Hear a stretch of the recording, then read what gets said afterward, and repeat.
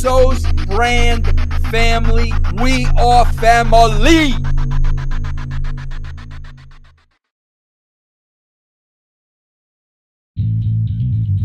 You are now tuned into the podcast that is making waves through the pro wrestling community. This is Generating Heat. I am your host, JG. Follow me on Twitter at JGHasHeat. Tonight, we discuss Backlash with Mike Messier. So sit down, strap in, grab some popcorn, and listen up. We are Generating Heat right now.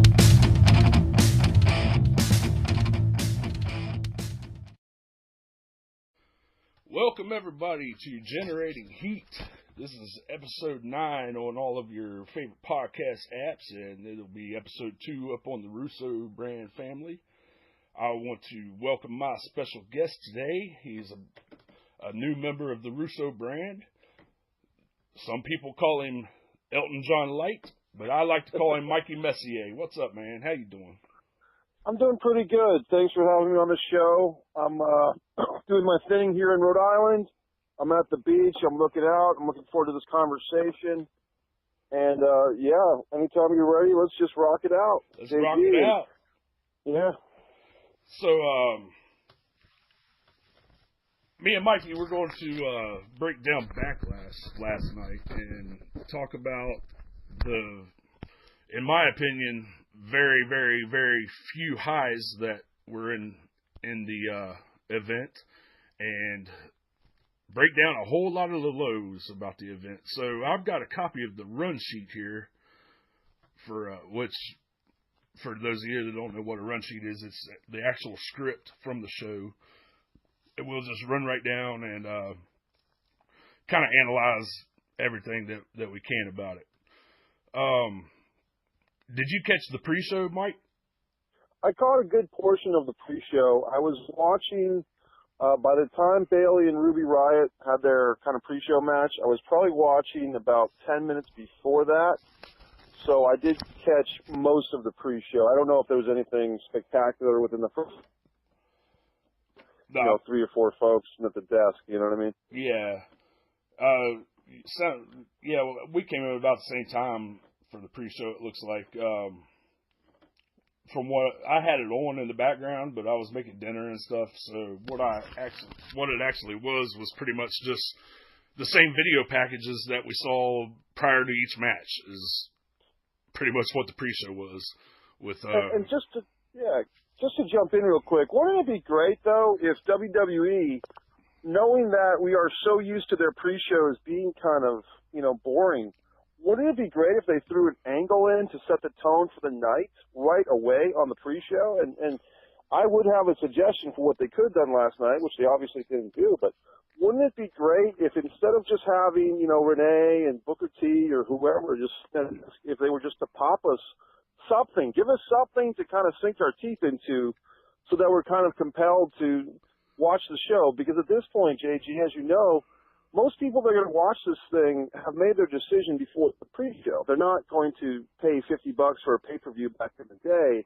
You're either kind of in or you're out at this point. You know what I mean? Yeah, and they do these pre-shows on Facebook Live and Periscope and everywhere else you can do live video on social media now. And I thought that the whole premise of doing a pre-show like this on these different social media platforms was to entice viewers into purchasing the network. But in this pre-show and a lot of them in recent memory, I don't. You're absolutely right. There's nothing except the video packages and stuff that are going on, and they'll throw the most inconsequential matches on the card on that pre-show. So I don't see how you entice anyone to purchase the network that doesn't already have the network by doing it the way that they're doing it. Overall, I think not everyone will agree with this, but I think a lot of people would agree with this statement I'm about to make. Overall, maybe 5, 6, 7 years or however you want to phrase it, WWE has become a little, but not just a little, but a lot, lackadaisical or a lot stagnant. And yes, you can point out to certain angles or certain matches or certain wrestlers and say, hey, this person is the exception to that, of course. But overall, from a creative standpoint and just a formatting standpoint of Raw, SmackDown, these, I don't even like calling them pay-per-views anymore. I just call them network specials. Right. And I think that's a perfect term because it's a network special. Hey, you're part of the network. You're paying $9.99 or whatever a month, or getting a first month free. Why not just call it what it is? Hey, we've got a great network special today, or tonight, or Friday afternoon, whatever the case might be, and just take it from there. To call it a pay-per-view, to me, it's like these aren't quite, not to say the quality, but they're not the hype or the storyline, bridge points that say Royal Rumble 1992. Now, that was a pay-per-view. You know what I mean? Backlash last night or some of this other stuff, it's just getting to be a vanilla, like do you like French vanilla or do you like regular vanilla? You know what I mean? Right. But I'll let you go ahead. I know I just kind of jumped in, but I just had that kind of on my mind a little bit. Oh, no, you good. You went to the show today, too, man. You jump in whenever. All right. Now, was there anything about the pre-show match that you wanted to discuss with Bayley and Ruby Riott? Well, I guess I would just say that, someone invited me to do a poll, like predict your winners type of thing, and I actually did that, yesterday morning, Sunday morning. For whatever reason, I know Ruby Riott's getting a lot of attention, well-deserved. I just thought they would give kind of the upset, feel-good thing to Bayley, even though probably Ruby Riott, although as the heel, she might have more fans than Bayley, but I just thought they would kind of give Bayley a little victory just because they seem to be trying to do something with her, especially with regards to Sasha Banks, of giving her a little bit of a heel edge or giving Bayley a little bit of a character development. I do think this Sasha Bayley thing is dragging on far too long. It's like you're friends, you hate each other, you're frenemies. It's just kind of like, well, look, just what are they going to do? They're not going to put them in Hell in a Cell. I mean, you're not going to have Bayley or Sasha in Hell in a Cell. So make up your mind with these two. But it was interesting to me, JG, that Bayley and her opponent Ruby Riott had a match on the pre-show, and then you had two singles women's matches on the show, the whole main card. The first time in a while that we've had three singles women's matches on the course of one evening, especially on a pay-per-view or a network special, as I call it. It's just something a friend of mine pointed out, and my friend Tommy DiNucci pointed that out, that there was like, wow, there's three singles women's matches. But as far as the actual match, I don't know if I can say much more than, Ruby Riott seems to be getting some heat. People dig her. They like her original look. Bayley never really connected on the main roster as much as people would have liked, but she does seem, as goofy as this will sound, she seems like a good person, so you can't really, rail against Bayley or anything. But I thought it was decent. I mean, it was fine, but it wasn't a hook. It didn't hook you in. You know what I mean? Yeah, I thought the in-ring work was actually pretty good in this match. I thought. Yeah. And the story with the Riot Squad on the outside, but you're right. It doesn't seem like this Bayley Sasha Banks thing is going to be ending anytime soon, especially with Money in the Bank coming up, and they're both going to be in that Money in the Bank contract match for the women's side, so they might, evolve the story more after that. But it doesn't look like anytime soon we're going to get away from that. Yeah. No, go ahead. Well, I was going to say, I could just, when you said women's Money in the Bank and Sasha, I think Sasha would be a killer Money in the Bank women's winner for the year, because although I think she's had the title 3 times, at least the Raw version of the women's title, and of course she had that great run at NXT, I think we still haven't seen the best of a really killer Sasha Banks title run. And I think that it's one of those deals where, I don't know her age, but maybe she's 25, 26, 27, but with Ronda coming up and this constant, influx of women's talent from NXT and the indies, basically my point is they might want to invest some time into Sasha Banks right now, have her win women's, ladder match, Women in the Bank. I always say Women in the Bank, but women's ladder in the bank ladder match. I always get that wrong, but why not have her win that just so they can get a really nice 8 months, 9 months, maybe even a heel run out of Sasha as the champion? That way, you've kind of like done that. You know what I mean? Right. Yeah, I think you might be onto something right there.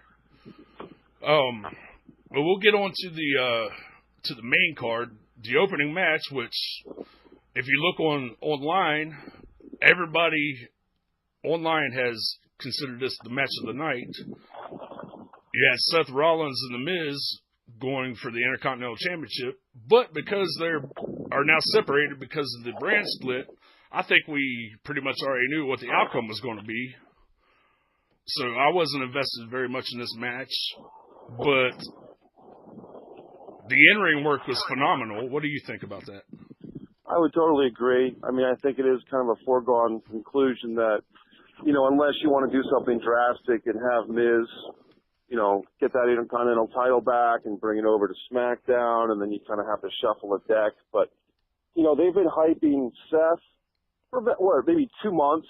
They've been kind of hyping Seth as being on point and everything, which I have no problem with. I mean, my own theory on that was Seth was world champ.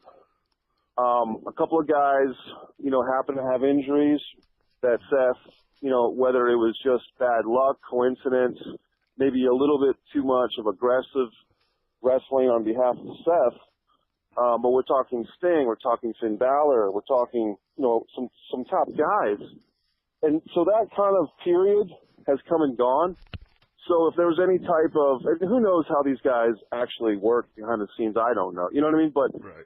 If there was ever a prohibition period or, hey, we're going to just kind of demote this guy a little bit. I mean, of course, you might have heard that promo or that interview where Bret Hart actually took issue with Seth for being injured himself. Yeah.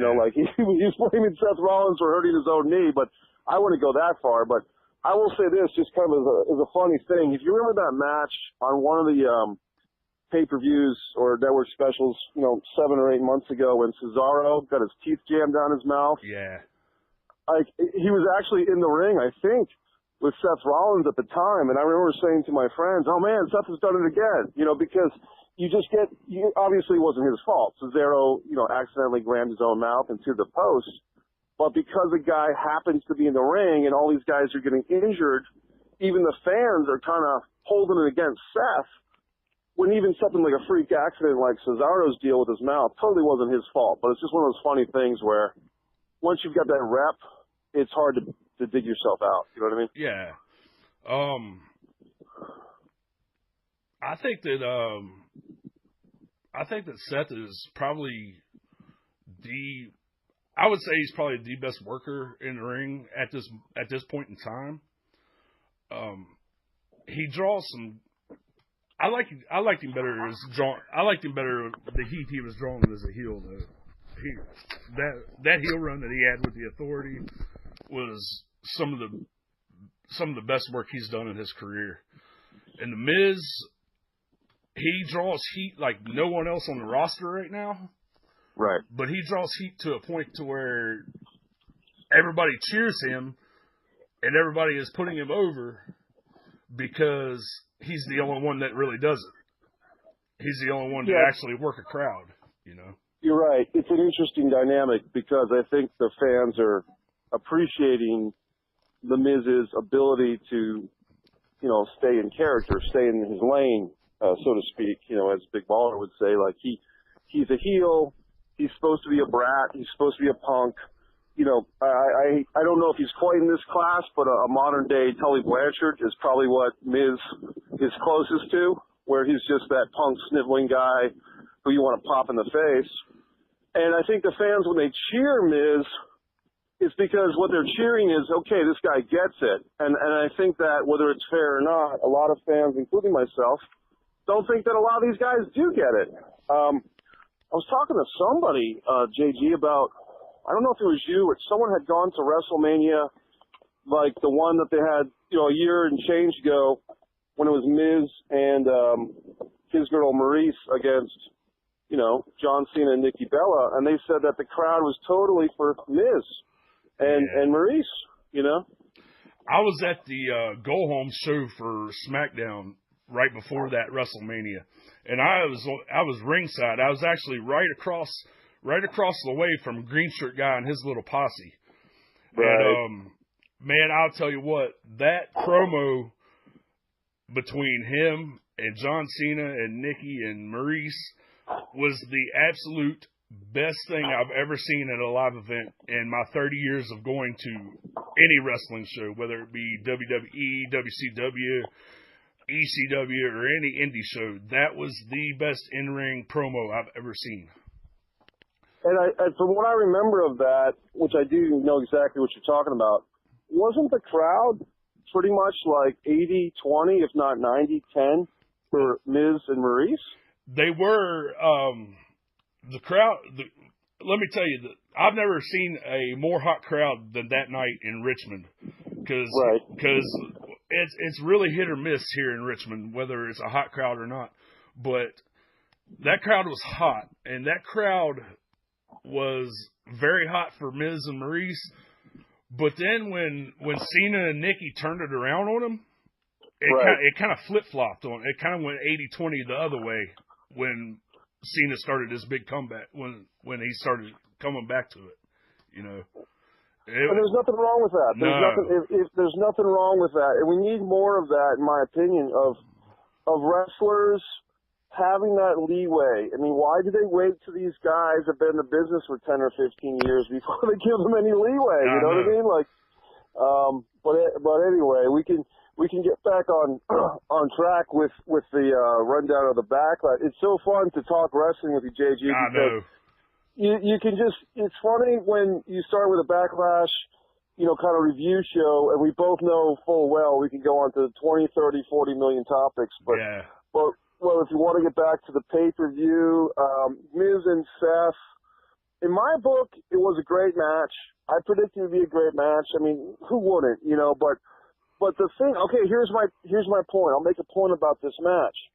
As great as it was, is it really in the best interest of the show to start the match or start the show, this 3.5-hour wrestling show? It's like you put your, you know, trapeze artists or your tight walkers up there. Tight walkers, what's that? You know, the tightrope walkers. You put your top thing, your most amazing thing, with the false finish and the exciting moves and the fact that people are actually emotionally invested in these two dudes. Is it the smartest move for them to even put that match first? Yeah, and what, you know? Yeah, because after that, you know, after that match, there was no way to go but down. Right. But also, let me ask you this: for a B pay-per-view or a B live event, was there a little too many false finishes in this match? That's a good point, because it really, to me, it might have been, because what I think what it was is that they're trying that typical thing where, okay, we got to have Seth win this thing, but we want to kind of elevate Miz even in a loss, which is exactly what they talked about on the show, the post, you know, show with Renee, that Miz basically said, yes, he beat me, Seth beat me, but now I'm moving on. I want a piece of AJ. I want that championship again, blah, blah, blah. So it's kind of like they still want a clean victory for Seth. They don't want to totally, not that they could, but they don't want to diminish Miz. They kind of want to make Miz seem, you know, strong in a loss. And so the way they do that is they have this epic match, which I'm not complaining, except to say that for me, if you had elevated that match, maybe 5th, 6th, 7th on the card, that would have made a little more sense. Because once that crowd, see, I've been doing some research on some of these wrestling terms, and, you know, it depends on who you ask, I guess, but the term pop, some people, you know, nowadays we just say pop left and right. This pop, that pop, this pop. But back in the day, the original context was the crowd pops meant that's when they made their biggest noise of the night. Yeah. So the crowd's only going to pop once per night. In that case, in that scenario, this crowd pops early. This crowd pops during Miz and Seth or at the conclusion.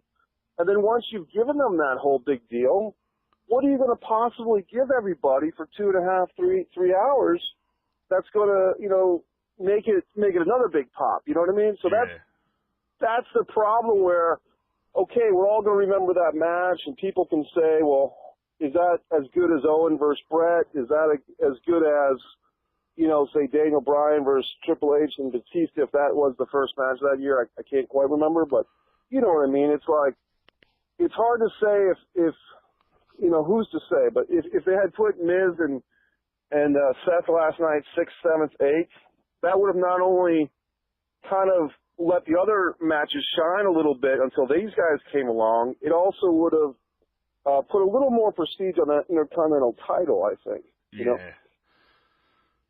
Second match was the Raw Women's Championship, Nia Jax, Alexa Bliss. Not really a lot to talk about here, except it looked like that's a shoulder injury for Alexa Bliss. Did you happen to catch that spot? Because I didn't.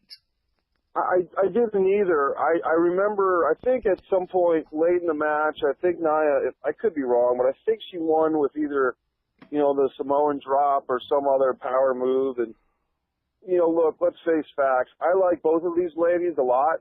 I kind of did like, not that there is, but if there was a women's tag team title, these two, 5-6 months ago would have been perfect champions because they had that whole, heel shit-talking heel, if I can swear a little bit, but Alexa Bliss with her heel work, and then with Nia and her big enforcer, kind of role, the typical Shawn and Diesel thing, but with females.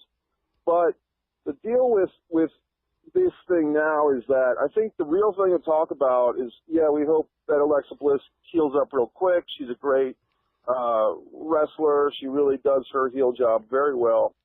But, and I do like Nia, but the thing that the fans, man, they were turning on Nia. That was one of the most cynical, kind of like an agitated crowd. I mean, this is coming from an agitated, cynical guy myself, JG, but that crowd was rough last night. And when Nia was doing that promo, bro, I mean, you could hear it. You could hear not the cat calls. They weren't making fun of her, but there was just a real sense of disinterest. There was a real sense of kind of, we don't want to hear this. And I'll be honest, man, you know what it reminded me of?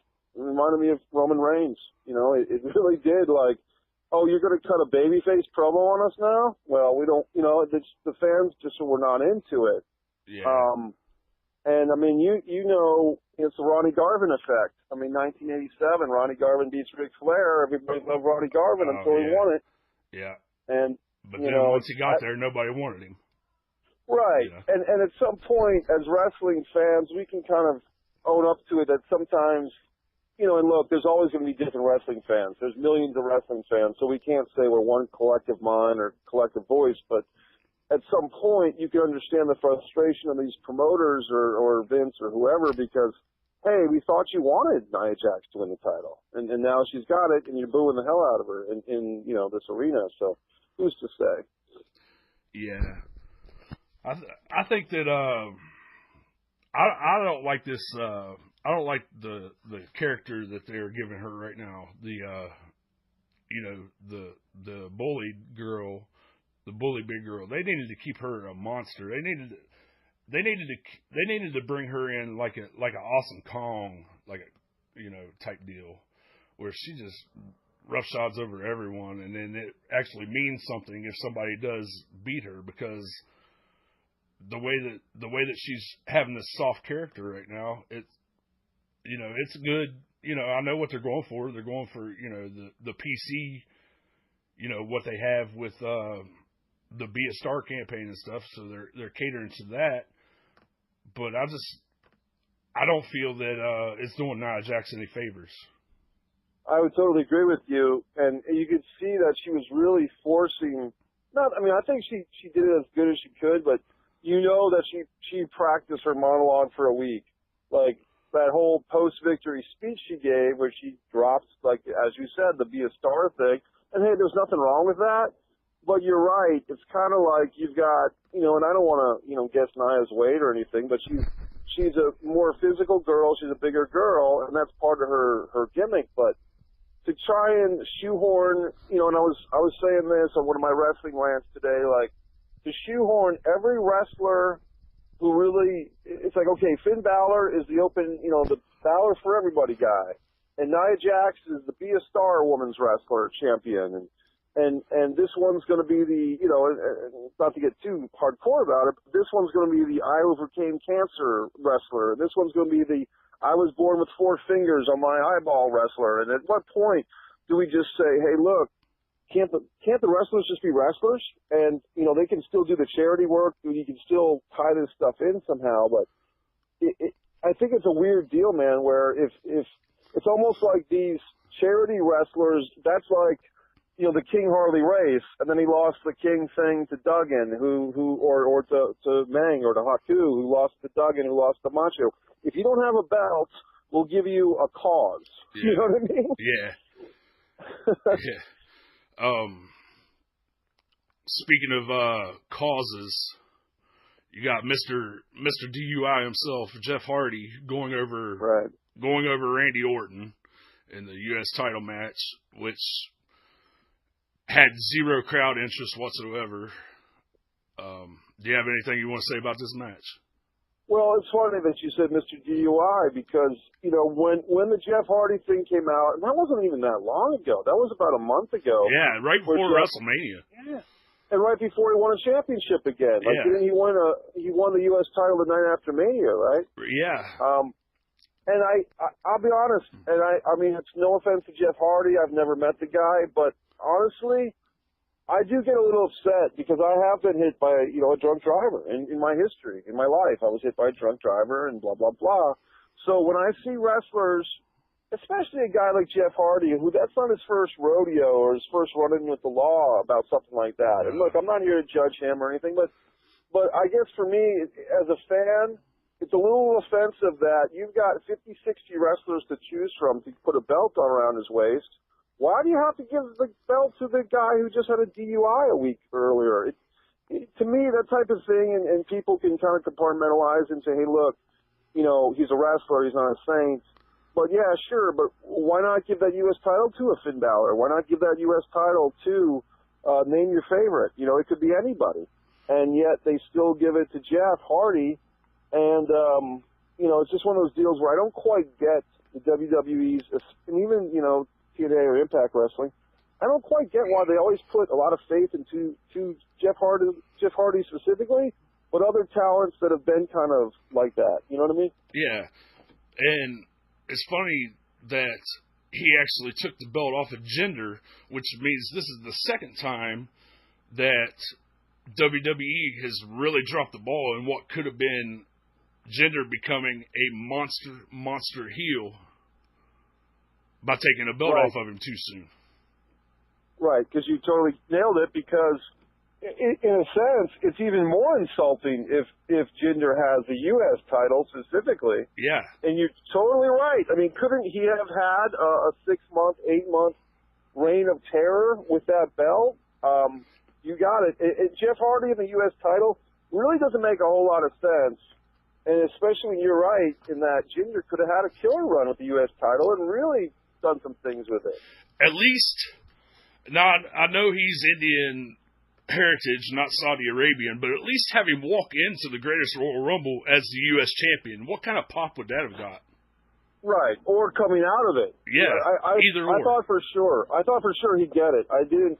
And you probably saw the GIF like I did, if that's even how it's pronounced, the GIF thing, when Jeff Hardy totally missed that maneuver off the top rope. Yeah. And you know, it was silly, but it's one of those things where, you know, those guys are kind of lucky, I guess, especially Jinder, that Titus had his big slip and fall a couple hours later, because that would have been the thing that people would have run with otherwise. You know what I mean? Yeah. And, you know, I'm not big on wrestlers, you know, coming back a year later and looking jacked to the nines the way that Jinder has, but I'm not going to speculate on that either. But the amount of work that he has put in, whether anything else went into his body or not, you still have to have, you know, gym dedication for that to happen.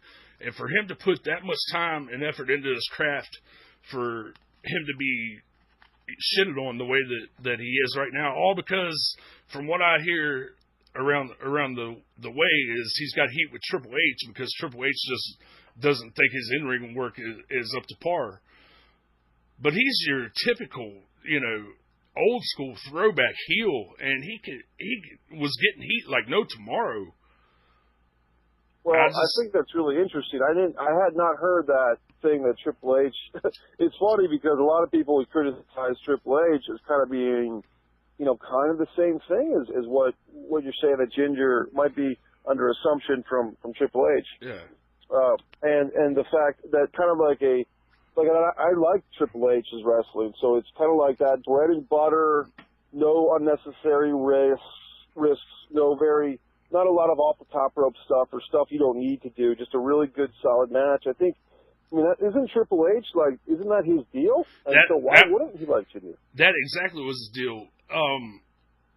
This is just me speculating, but I don't know the premise as to why he has this heat with Triple H, but my thing is because he's not an NXT guy, and Triple H wants to get his NXT boys over.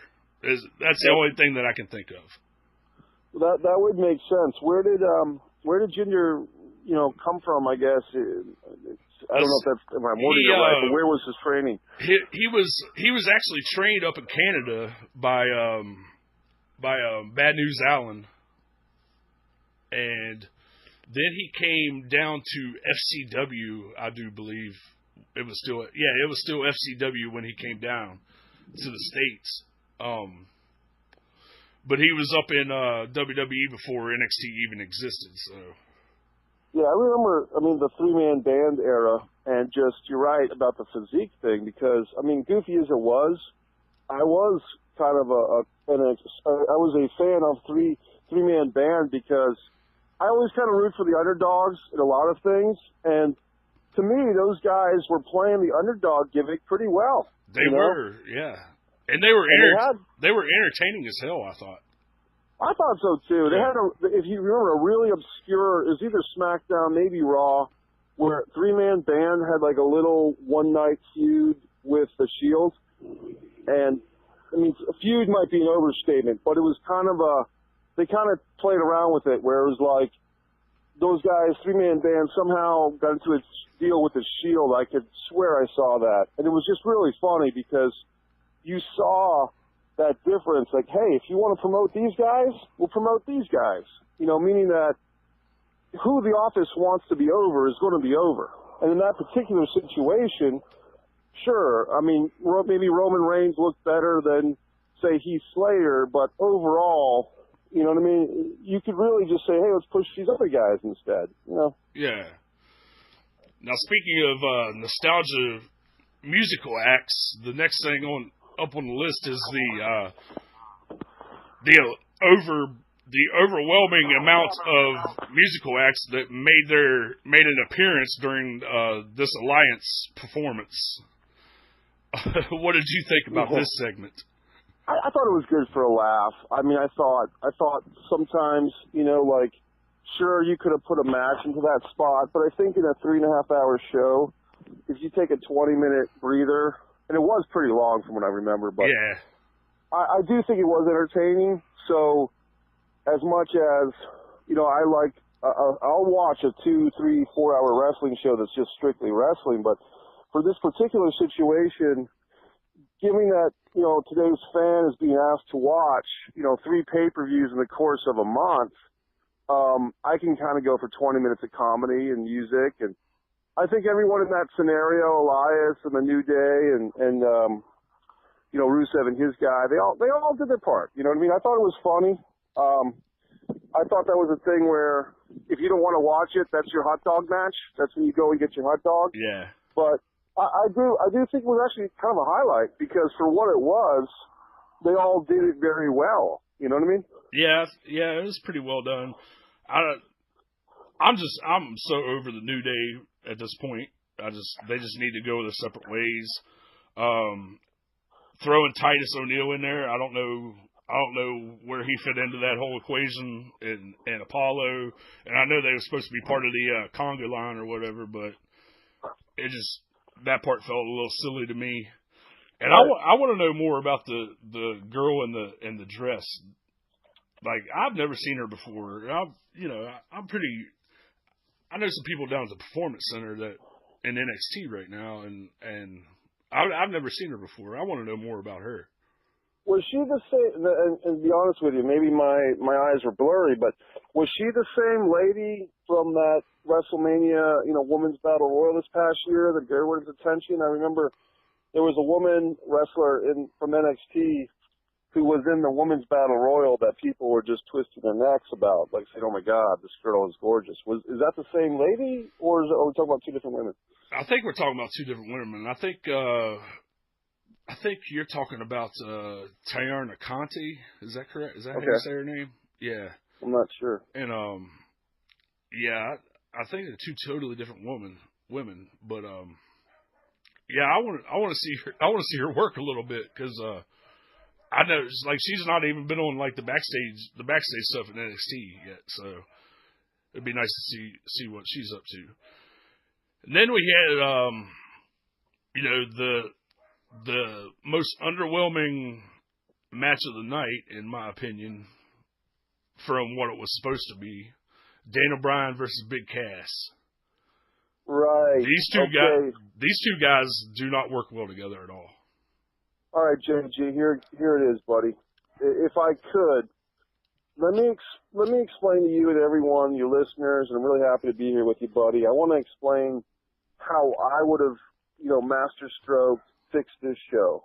Because it comes to this match, right? It's right to this match. And I think I know exactly where you're going with this. Well, yeah, and you might get it too, which is, if I was the booker, and, we're all fantasy bookers in our own mind, right? But if I was the booker, what I would have done with that pre-show, somewhere pretty early on into that pre-show, instead of 20, 30 minutes of these, beautifully edited vignettes we've seen a million times, why not do a backstage interview?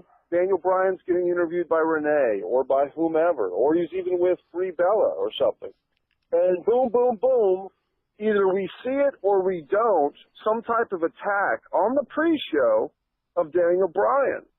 And now this is a thing where, okay, this is storyline. Like, this is storyline. No one's actually saying Daniel Bryan was in a car accident or he's failed his wellness exam after his last match. It's not that. We're putting this guy in a storyline, DB, Daniel Bryan. And the storyline is, can he compete tonight? That's the storyline. Yeah. So when we get, this is where I was headed, where because we've just had 3 big shows, and they were selling themselves all night. Like, these wrestlers they've got the toughest schedule, blah, blah, blah. It was almost like the announcers were kind of selling, like, hey, guys, if our talent's a little tired or if we're creatively a little spent tonight, give us a break. Because we've been around the world in 30 days. So they were kind of even doing that. They were buffering. But for me, it's like, what a great way to kind of reimburse for that if the wrestler's a little bit not to par or whatever, have a storyline to get us through this night. And my point is, keep having that match once we've seen Daniel Bryan injured, and maybe do a couple of interviews backstage and maybe get kind of grisly with Big Cass. Like, if we really want him to be, at this point, I mean, he's kind of in that Big John Studd mode where he's just a big, tough guy, but he doesn't have that dynamic, next level type of thing, right? So if you want to push Big Cass to that dynamic, let him do some promos during the course of the show. Maybe the match is supposed to go on in this spot, like the 5th match or whatever it is. And Big Cass comes out, but maybe, Paige from SmackDown has to come out and say, no, we have to give him a few more minutes. Daniel's getting checked out by the doctor. And so they keep doing this running gimmick where their match is not happening when it's supposed to. And it puts a little bit of urgency and a little bit of edge to the whole presentation. Like, is Daniel Bryan going to wrestle? Yeah. And then perhaps at the end of the show, instead of having this awkward thing where, well, we don't want Knox and AJ to have a finish because we want to extend their program throughout the spring or summer or whatever. And we got to put Roman last because we just do. But we'll get to this later. But people were not really emotionally invested as much as they'd like across the board with Roman and Joe. Well, why not put the Daniel Bryan match last? So you go through this whole pay-per-view, And then you get to the very end, and we still have this else in the room. Hey, can Daniel Bryan go? He comes out, and if you put that same match that you just said was, fourth or fifth or sixth or whatever, if you put that as the final match of the night, you don't have to call it a main event, call it whatever you want, but they finally have it. Daniel Bryan comes out, and he beats up Kaz, and Kaz gets his moves in, but Daniel still wins the same exact match. Can you imagine how much more emotionally invested people would be if the underdog got injured on the pre-show? We didn't even know if we'd get this match after all. He comes out, yes. I guarantee that place in New Jersey would have, popped, so to speak, for Daniel Bryan, even if you still had Seth and Miz first, even if you had the exact same show up and down, but just put, Daniel Bryan and Kaz last, and you got yourselves a pay-per-view, that probably would have been a lot better than what we saw. Yeah, here's where I would have went with this. I like how you booked it. I would have booked it I would have flip-flopped that in the Seth Rollins Miz match. Right. And what I would have done is I would have had the match pretty much the exact same way. The work, it was what it was. It wasn't going to get any better. After the match, have Bryan get attacked, then have him go to the hospital, and then you do little vignettes throughout the night of, Bree shows up at the hospital to check on him. And then, either Triple H or Vince or somebody backstage goes to check on him. And then finally, you see Dr. Amon and Dr. whoever from, from Newark discussing options for his future. And then you leave that cliffhanger coming over to SmackDown. And that's where you get the people invested in SmackDown. That's kind of where I would have went with it. And then you would have had that Rollins Miz match right after the Elias segment to get the crowd back into it. Right. Leading up to, your championship match and the shit show that was the main event. Right. So. Yep. Either way. I mean, Either way, either one of those, what you came up with, what I came up with, just a little bit of tweaking and just a little extra layer of, hey, let's give the fans something to watch this show for. It goes a long way. You know what I mean? Yeah. Now, I know Big Cass is a big Trump guy, but do they really have to use the same spray tanner? Oh, God. I mean, oh, God, that was horrible. That was absolutely Corey insane. Graves or someone made reference. Did they? I didn't. I was actually listening to Vince on Twitch and had the volume down a little bit during this part of the time. So I caught Vince Russo last night on Twitch singing a lot with his megaphone, and I was like, "Wow, this is pretty wild, man." Yeah, by the time I made my way over there, nobody was really talking wrestling anymore because they were so bored with it. It was more along lines of music and things like that, and TV shows, which it's pretty interesting to hear, Vince's take on a lot of the music and a lot of TV shows that he likes, because I swear to God, if we were in different settings, we could have been best friends at one point, because we like all the same shit. It's crazy. Well, Vince Russo, I'll say this. We could talk a whole other episode about my experience, and what a wild week of being on the Vince Russo bucket full of chicken necks show after just being a wild, crazy call-in caller, on his regular Sunday night show. And now we're looking at 8 days ago. And JG, I want to be here talking with you right now about wrestling had it not been for Vince Russo. And Vince Russo's a guy who I've read his books. I mean, I sure as heck watched his programming, and really those were the glory days, man. And I even captured this as a screenshot.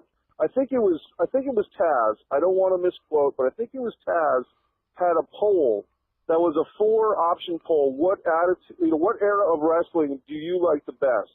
And the choices were 70s, And then he called like the 80s, like the golden era or something. Yeah. And then he said attitude era, which most people just kind of, you throw that on the 90s, although it's a little more specific. And then he kind of just said like today, and bro, it was like 67% attitude era. So, when people who, and this is the thing maybe as a sidebar, but sometimes I was telling people about being involved with Vince Russo brand and the family and everything, and some people were very angry with Vince Russo. Oh, yes.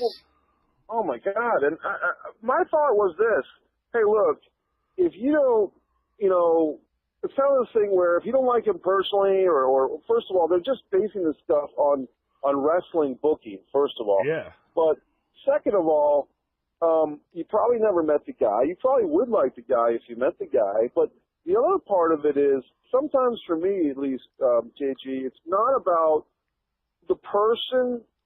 It's about the message. What message? What information? If you can get some information out of a speaker, maybe you don't like, say Tony Robbins, but you got like 6 things out of him that you like. Maybe you don't like Nancy Reagan, but you went to a speech and Nancy Reagan said one inspiring thing. So for me, it's not always about I have to be on board 100% with this public speaker or this wrestling booker or this personality. Do they have something valuable to share that I can get something out of it for my own life? And I think that if more people kind of approached personalities like that, they might, do better by themselves, I guess. Yeah. And my thing is, he was hired by 3 different companies that said, hey, these are our parameters. We are PG, TV 14, and our demographic is males 18 to 35. Write us a TV show. That's right. exactly what he did. Now, if you put him right now in a PG era, I guarantee you that he will come up with creative ways to get this stuff over. Right. And because there is a way that you can be PG and still have a content for wrestling fans, casual wrestling fans, I should say, to be attached to. And he would be the guy. Exactly. Yeah. Yeah, you got it, man, and you got it, and I said that I think even to that 6 or 7 guys that were on that thing a week ago that I was on the Vince Russo program, where 7 or 8 guys were talking about it, and I said something similar to you, JG, which is it doesn't have to be full on beaver cleavage, stone cold with the beer truck attitude era, but certainly we can kind of have a middle ground that's a little bit more mature, a little bit more edgy, and it can kind of get some of those fans that are kind of either totally gone already, or maybe they're just kind of like not digging it as much as we would like them to, including ourselves. You know what I mean? Yeah. Excuse me. Now, speaking of throwbacks, this match coming up has a character and a SmackDown Women's Champion named Carmella, who is a throwback heel and who is really blossoming over the last few months on SmackDown. Right. I'm a huge Mella fan. I have been ever since she came up. You can go back, a couple years on my Twitter timeline and see that. But her and Charlotte, the match wasn't that great, but the way Carmella portrays herself as a heel is definitely money. What do you think about that? It's funny that you said the match wasn't that great as a Carmella fan, because I'll be honest, I think, and maybe I don't watch SmackDown as much as I could, but I thought that Carmella showed some heavy offense in this thing, to the point where I'll give, it's a match. It's a one's got to win, one's got to lose, and to Charlotte's credit, she's really kind of helping, Carmella get over big time, I think, because, Charlotte physically is probably 5-6 inches taller than Carmella, whatever it is, but she made Carmella look good, and Carmella made herself look good, man. She was doing those bridges. she was playing, I'm not sure about your content, but chicken-ass heel here, man, like Larry Zbyszko heel, but within the confines of, hey, we got to be in and out of this match in 15 minutes. I think they told the story pretty damn well, man. I was very impressed with Carmella. One couple of little nuances on this thing. I think they might have thought going into this that the fans would pop or cheer more so for Carmella more because they were, she's supposed to be from Staten Island, right? And here they were pretty close to New Jersey, I think. But I don't think the fans really bought into that because, Carmella actually is from, New England. She actually went to the college that's 20 minutes from where I live, University of Rhode Island. I like Carmella too. I think she's gorgeous, which doesn't hurt. I think she's just enough of a inversion of Charlotte, meaning what I mean by inversion is she's kind of like okay, she's also attractive, she's also blonde, but she's a little, shorter, a little more petite, and so it's kind of a good dynamic between those two to kind of have the enemies, you know what I mean? Yeah. Well, she plays that New York Jersey Shore character awfully well too. Right. Right. Just antagonizing. Yeah, I love everything about her, and I don't. Does it seem like did Charlotte get hurt with this loss at all? Not like physically, but like in booking status. Does this loss does it hurt her in booking at all going forward? I don't think so. I think I would say this. It's a great question, but I think because it was a really clever, to their credit, whether it was the women wrestlers or a specific agent or a booker, whatever, who came up with the finish. I mean, I thought Carmella kind of shined, but I think that Charlotte, she has the, but my knee buckled. And one of these, I'm trying to think of who it was online that had the whole but thing. What can a good guy, how can a good guy lose but always have that but? It might have been Raven, it might have been Taz or someone I listened to, because I listen to all these guys. But the but thing was, she lost. It was actually the franchise. Shane Douglas was talking about booking a match. He was talking about how The Undertaker lost to Brock, and Shane Douglas was saying that wouldn't it have been great if when Undertaker lost to Brock at that Mania, if they had settled up with Sting and had him come in and drop the rafters of that, or the giant, show at WrestleMania, Sting helps Brock beat Taker, and then, Taker can say, well, I lost, but Sting helped the guy beat me. So my point is with the but is, Charlotte can say, sure, I lost to Carmella twice. Yeah, but the first time because she had the Iconics, the second time because my knee buckled. And it's one of those things like a small package where if someone loses by a small package, my friend, my same buddy, Tommy DiNucci, said it's kind of like you can't really hold that against the person who lost because it was a quick little maneuver. You know what I mean? And a knee buckling, oh, gee whiz. Everyone can relate to that. You know what I mean? Yeah. I get what you're saying with that. And John Laurinaitis was actually the producer on this match.